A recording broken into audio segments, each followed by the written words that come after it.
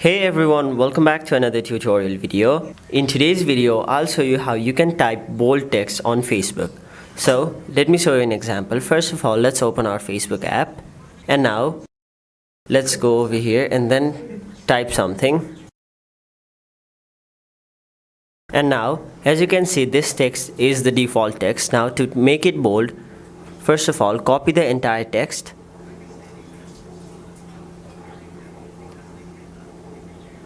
Now, close Facebook and then go to your web browser. After that, go to this website called yetext.com and now scroll down until you find the bold text option.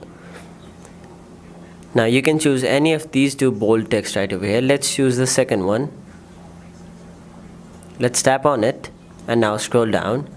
Right over here it says your text, so all you have to do is paste your text, and now it will provide you the bold version of your text. So simply copy your text, then go to Facebook, and now let's paste it there.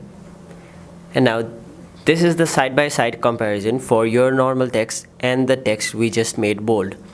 So that is how you type in bold text on Facebook. Hope this video was helpful to you guys, and if it was, make sure you like this video and subscribe to our channel so that you don't miss out on further videos such as these.